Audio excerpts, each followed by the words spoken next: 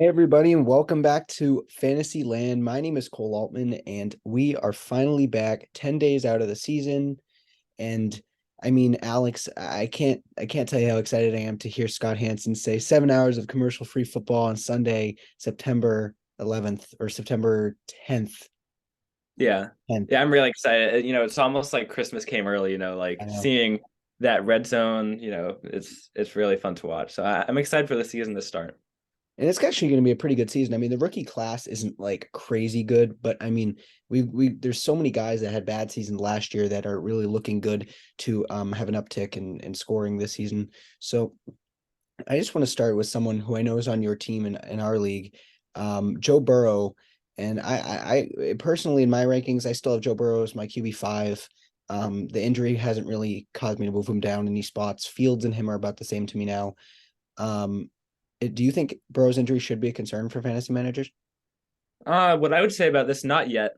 Zach Taylor has said a lot how this isn't really a cause for concern, but I do notice when he does talk to the media, he's a little bit like hush about what's really going on with Burrow's injury. Now we see him working out before games and he looks fine with all of that, but I think we're not really going to be sure about the injury until we see him play week one.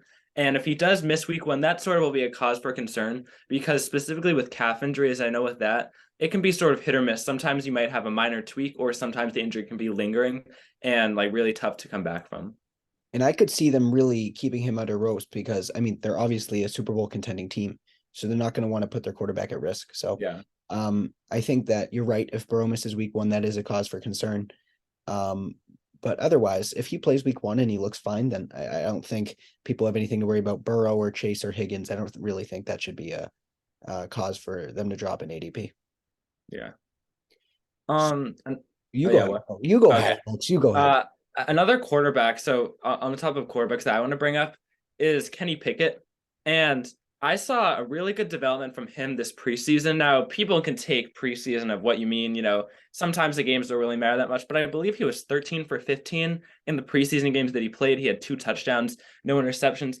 People are saying this could be a big year for him. We saw it with Trevor Lawrence last year, where he was one of the worst quarterbacks, specifically in fantasy and in the league. And he, I think, finished QB7 last year, and he's poised to make a superstar leap this year. Kenny Pickett, he had a rough start. I believe he threw like 3 interceptions his first game, but he was 7-2 down the stretch last season.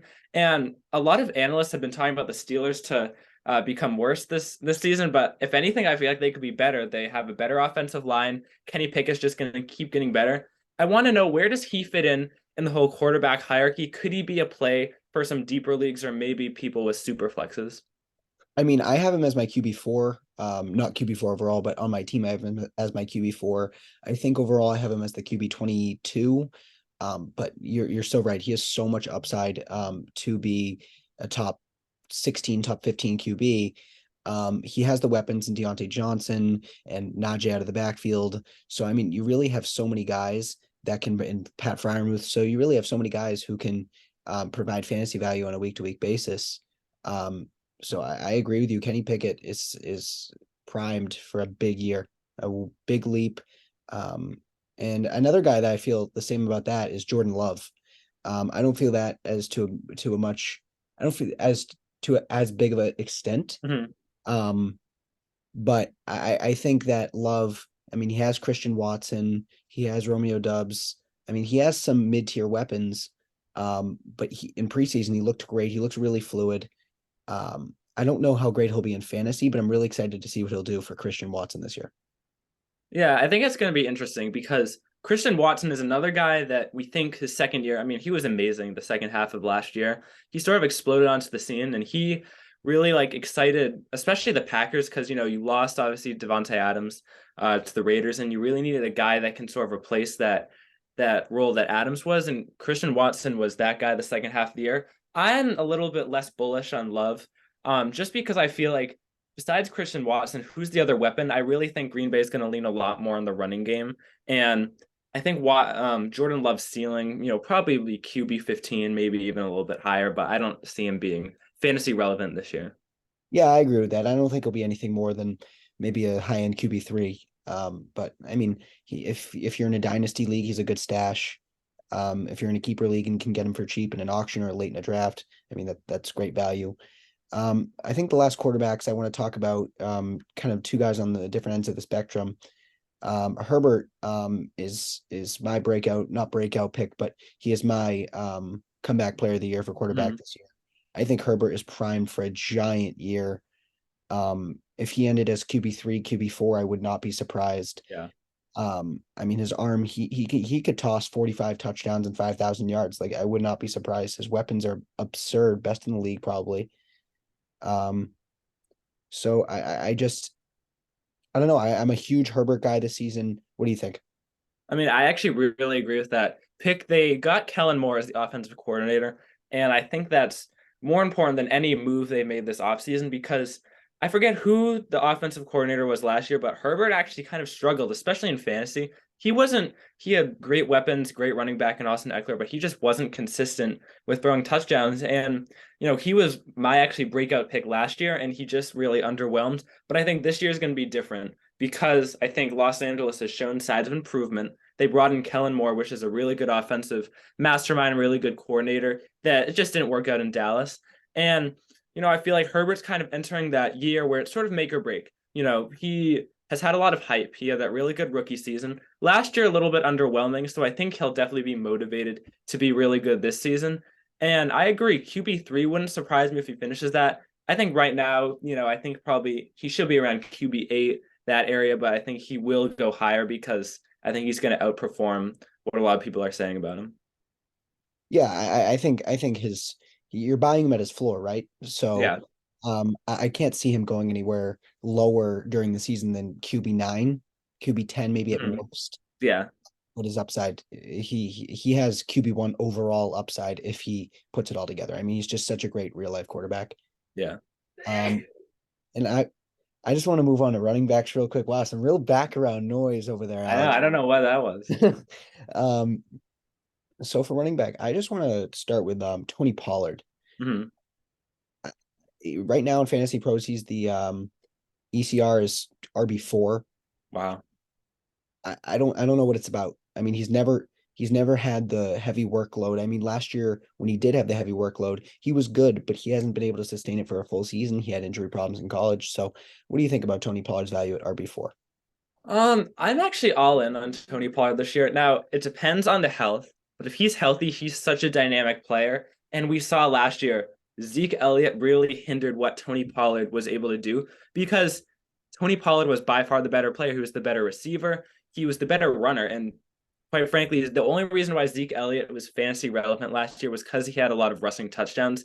And those are some of the most volatile aspects of fantasy. A lot of times, touchdowns year to year are sort of luck. So if you can have a guy that's really consistent on the yards that he's putting up and the receiving out of the backfield, I mean, I think he could potentially end, right now he's RB4, RB5. I like him to stay around that range. He could move up to RB3, but especially with Dallas, there's not really anyone in competition to get a lot of carries from. Like, I know they drafted Deuce Vaughn, who's really good, by the way. He's 5'6" and he's just a beast, but I don't see him, getting a lot of workload from Tony Pollard. So I think he's going to be really good this year. Yeah, I mean, I like Tony Pollard at the RB5. It makes me a little nervous. It's kind of like how I feel about Cooper Cup. Mm-hmm. There are some risks there for such a highly ranked player.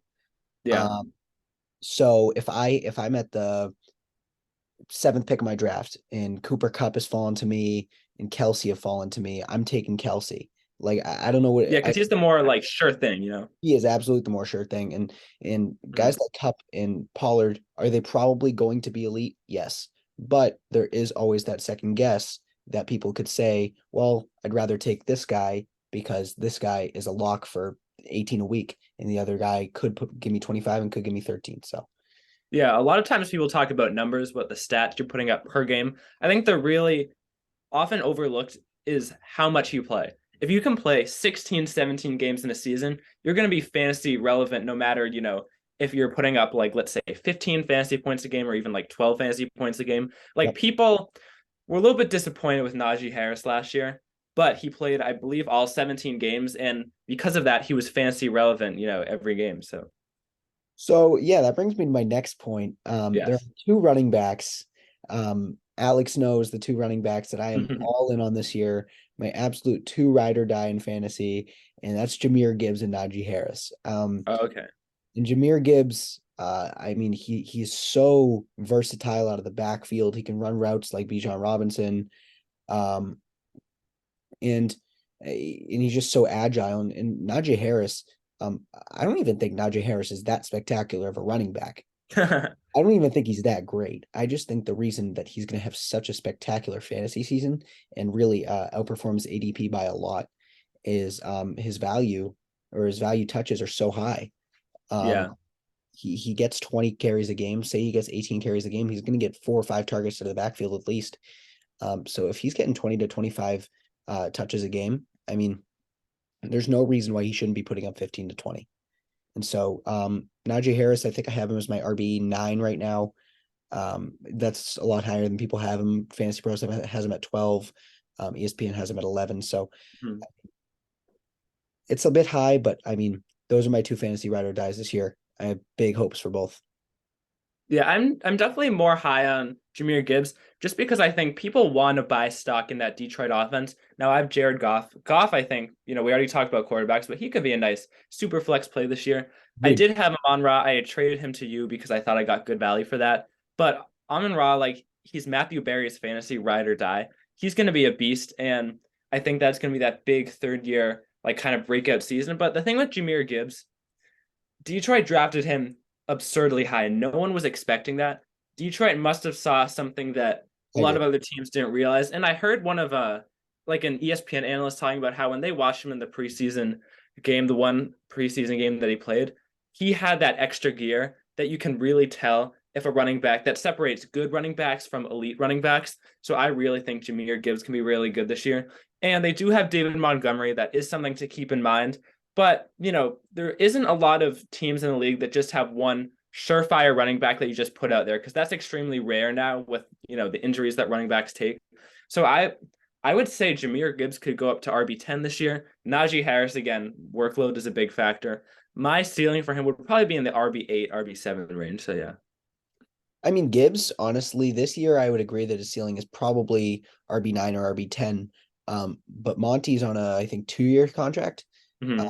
Maybe I'm wrong, but if he's on a 2-year contract by his third year, there's no reason why he can't be a top 5 fantasy running back. So if Mm-hmm. you I have him agree. in Dynasty, he's an amazing hold. You Yeah. need to get him on your team. Mm-hmm. Is there anything else you'd like to speak about at the running back position? I think that covers a lot of the stuff I was going to talk about. I guess quickly, just talking about Bijan, do you see him potentially getting in the top two of running backs? Obviously people want to see him play a game first, but I think he's going to be really good. I absolutely. I think that if I had to put it, if you had a gun to my head and you said who ends as the RB1 this year, I would say Bijan. Wow. Um, I think that the reason is McCaffrey's probably better running back, and Eckler's probably better running back. Actually, no, Bijan's better running back than No, Eckler. yeah, yeah. But in that Atlanta offense, there's so much young star power. They're going to have to use it now because they've spent Yeah. 3 first-round picks on Bijan, London, and Pitts. And this is the year that they're going to have to put it all together and they're going to use them. And I think Bijan, we could see Bijan get 16, 17 carries a game. And I think that his usage out of the backfield and really just running routes in the open field could be so versatile. Um, if you, I would say that him and McCaffrey should be valued about the same. Yeah. Bijan's upside is limitless. Yeah, I mean, we forget Arthur Smith was the offensive coordinator when Derrick Henry a few years ago went absolutely insane. And, Arthur Smith also made Tyler Algier, I believe he was a 5th round pick and the 1,000-yard rusher last year. And he also somehow revived Cordero Patterson to be fantasy relevant. So I would say the sky's the limit with Bijan. He's tremendous. Yeah. Actually I want to visit one more thing before we move on. Mhm. Coming back. I have two breakout picks. James Cook, who I know has been all over the fantasy spectrum. People like Yeah. him a lot. I think he's at the RB25 spot on ECR and Fantasy Pros. He has upside too. The only problem I have with that is that that's a pass first offense. No Yeah. running back has ever succeeded under Josh Mhm. Allen besides minuscule games from what's his name, Devin Singletary. Yeah. Um, so I mean, could James Cook be good? Yes. I think he's more of a breakout for a long run type of guy, and that'll give you a big week. That happened a lot last year. So I think James Cook could have a big year. Ceiling's probably top 20. And Zach Charbonnet, Mm, second round pick. Am I correct about that second round pick? yeah, I think so.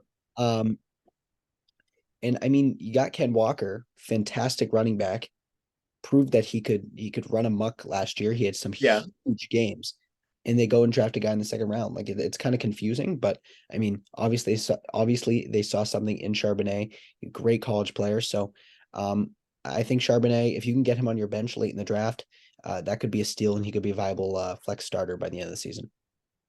Yeah, my only thing with that is I feel like Seattle, in a sense, has too many weapons because they have a really good wide receiver core, and they have Ken Walker, who was really good last year. So, is there going to be enough touches for every single weapon to have a fantasy viable year? We'll have to see. But I think Seattle's another offense you want to buy stock in. Geno Smith, it's been amazing how he's been able to revive his career in his, I think, 10th season. But Seattle will be his team to watch for sure. You want to start us off at wide receiver? You have any interesting points? Yeah, I think one wide receiver I want to talk about. Um, you know, Garrett Wilson. What do you think his ceiling is? I just really want to hear this take from you.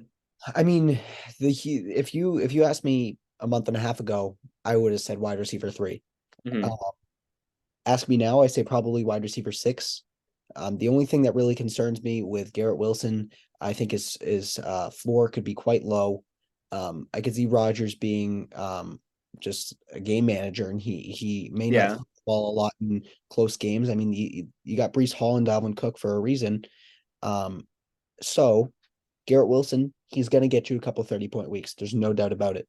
Hmm. Um, but I could also see him giving you 6, 7 point weeks. I think he's pretty comparable with guys like AJ Brown in that Yeah. respect.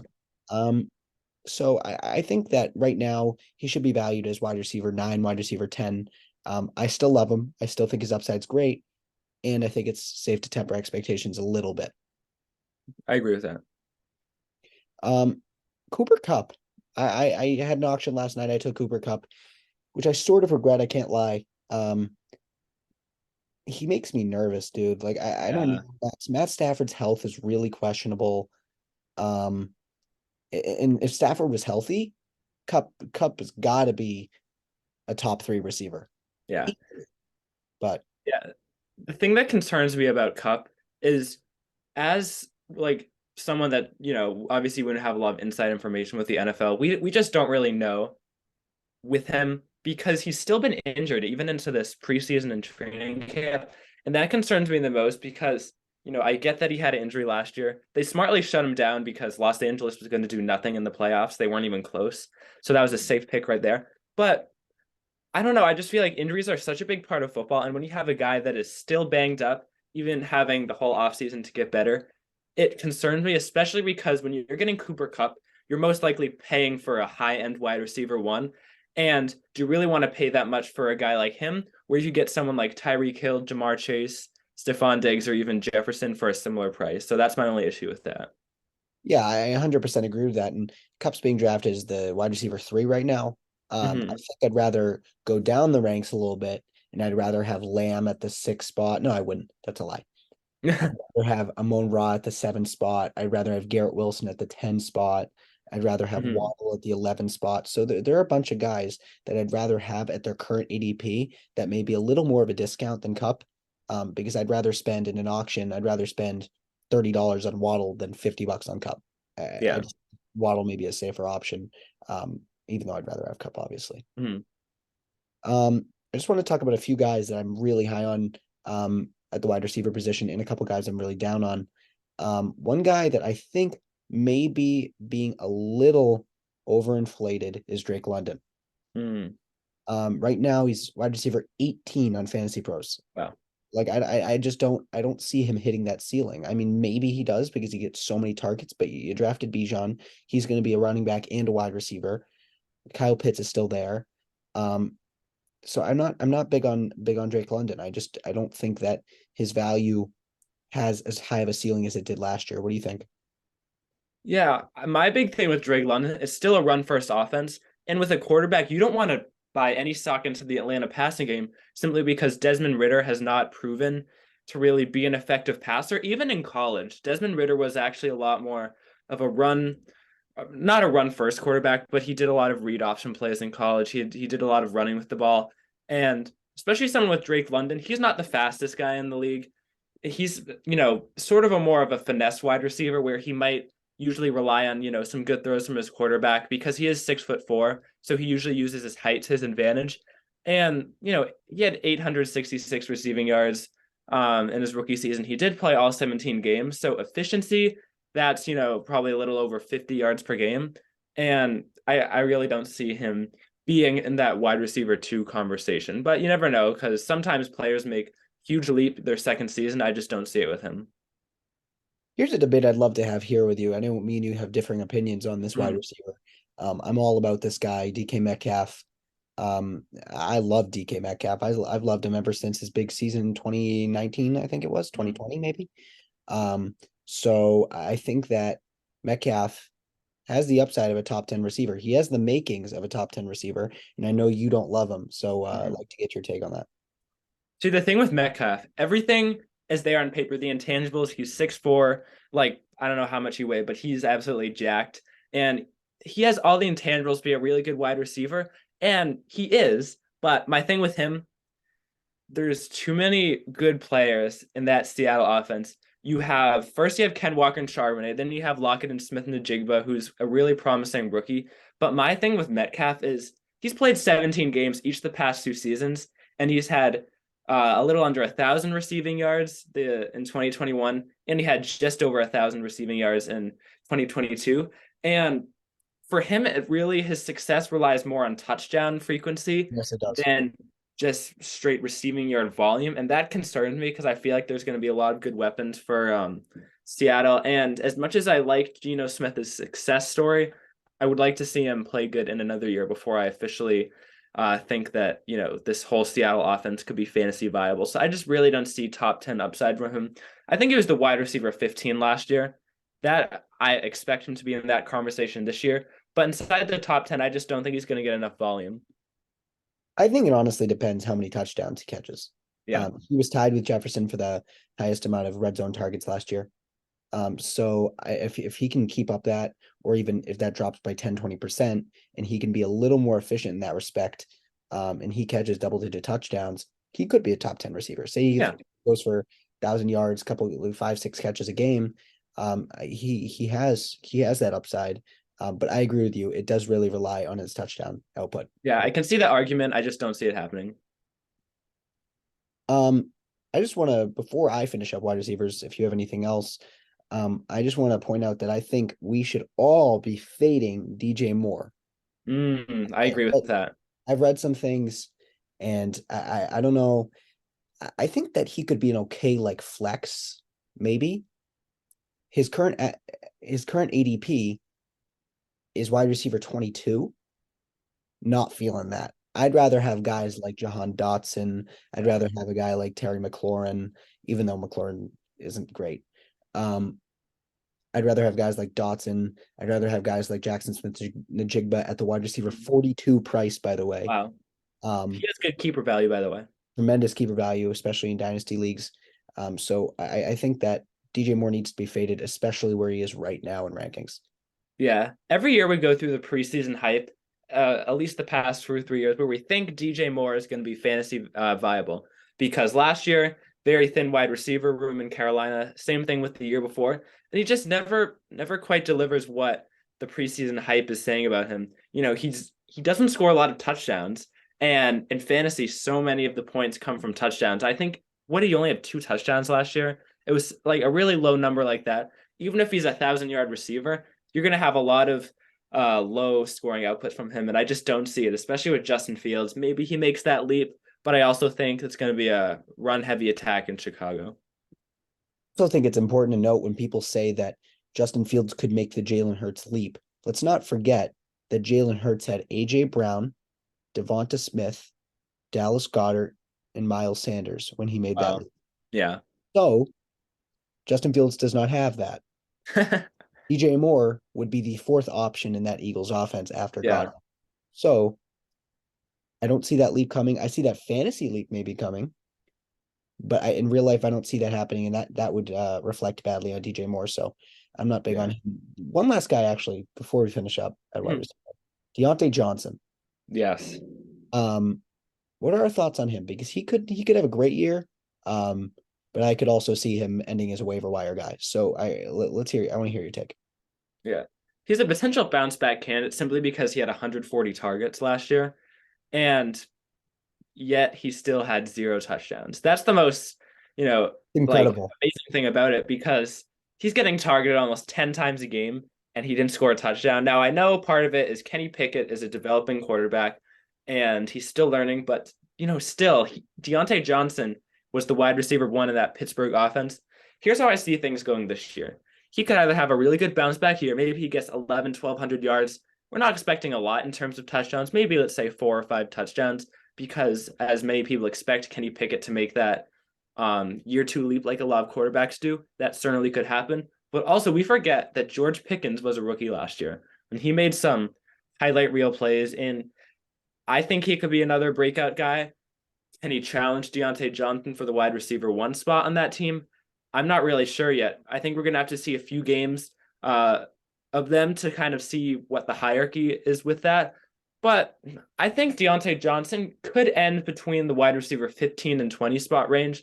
There is a chance for him to get a little bit higher based on the sheer volume that he has. But that's where I see it sort of with that. I agree with that, and I just think the one thing that may hold him back is Pat Fryermuth. Uh, Mm-hmm. Pat Fryermuth, his targets upticked by 35% when Kenny Pickett came in for Mitch Trubisky. Yeah. Uh, his fantasy, he was the tight end, I think 6 or 7 throughout that stretch. So I think Fryermuth has a big year in front of him. Will that interfere with Deontay Johnson? Maybe not. Maybe it will because I still think that's a run first offense with Najee. Mm-hmm. So I think Deontay Johnson has that upside. And especially if he maintains that target share, like that's insane. Yeah. Um, and he's just got to get in the end zone. That's the one. That's Yeah. the only thing that holds him back. If you say he got in the end zone 5 times last year, that totally changes his fantasy outlook Oh yeah. completely. Mm-hmm. He's a wide receiver too. Yeah. Easy with that outlook. So let's move on to tight ends. You start us off because you know Okay. more about tight ends than I do. Yeah, this is a very predictable first player that I'm going to mention, but Darren Waller, he gets traded to the New York Giants, and he immediately slots in as not only the favorite tight end target, but the favorite target out of all pass catchers. I'm curious what you think his ceiling is this year. I know he was injured a lot last year, but if he can stay healthy, do you think he has a chance to challenge Hawkinson and Mark Andrews for those tight end 2 or 3 spots? 100%. I'd rather have Waller than Hawkinson. Yeah. Um, and Andrews and Waller, right now I'd rather have Andrews, but not by much. Mhm. And I think that if you had a gun to my head, I would say that Waller and Andrews are competing until the last few games of the season for tight end 2 and tight end 3. Yeah. I think Waller is going to get you those 25-point games. Daniel Jones loves throwing the ball. Yeah. He finds his guy and he latches on. So, Darren Waller, I think this is the first real weapon that Daniel Jones has ever had. Um, and I think that there's big, big, big things coming for Darren Waller. Yeah, I mean, if Daniel Jones can turn Daniel Bellinger uh, into like a solid tight end, then I think Darren Waller has the potential to be special with the Giants. Again, it all depends on his health, though. I'm a little bit worried about that because he's been very injury prone and he's not necessarily good about playing through injuries or getting back kind of really soon from these injuries. So I don't know. It'll be interesting to see. So I want to talk about a couple tight ends that I am fading this year in all Mhm. formats, pretty much. George Kittle's the first. Yep. There's too many guys there. There, Yeah. there really is. I think Kittle, he's going to be what he was. He's going to get you 35 points, maybe 1 or 2 weeks out of the season, but he's probably normally going to get you on an average week 7 or 8 points.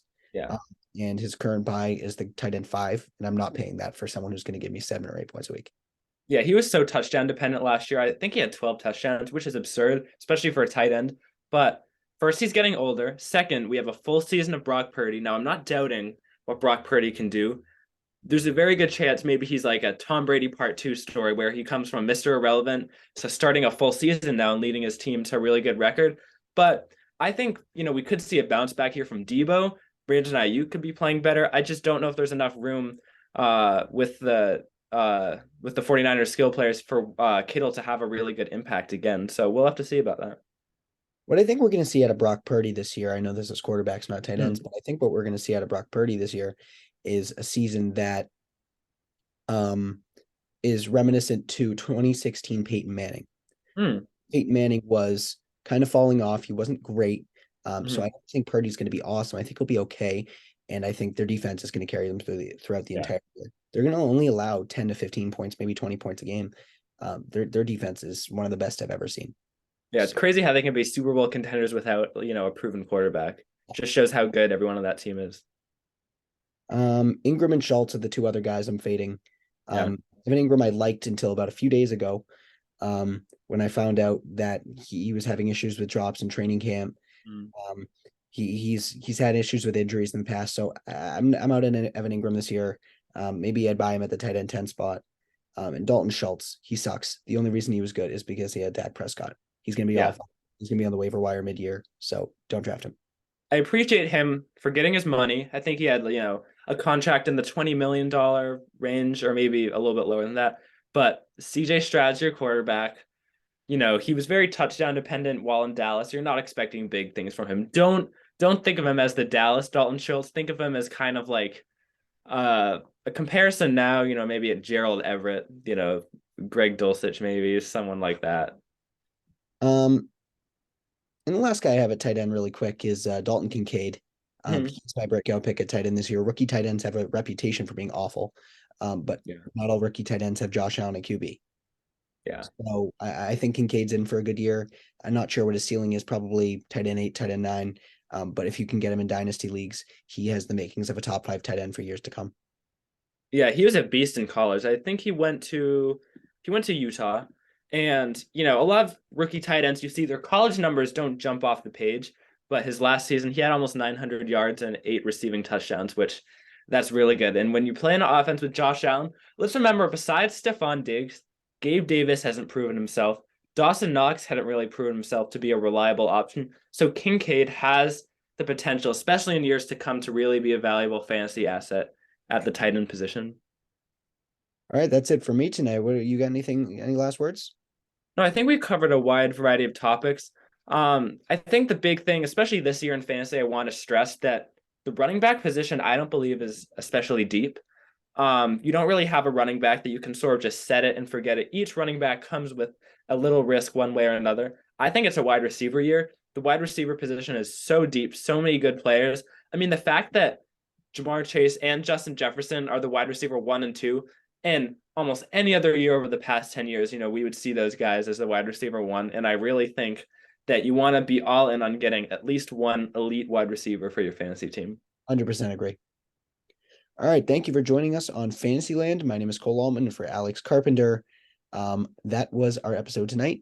Tune in for a week from now, and we will be Alex, I would love to have you again, and um we will be Alex, say something. We'll be discussing the week 1 matchups There and you go. That's seeing what it what players could was. potentially win your That's what it matchup. was. Yeah. That's what it was. I hit a brain wall. Yeah, we'll discuss Thursday night football and Lions Chiefs and see what's up there. Yeah. All right. Thank you for joining us, and we will see you next time.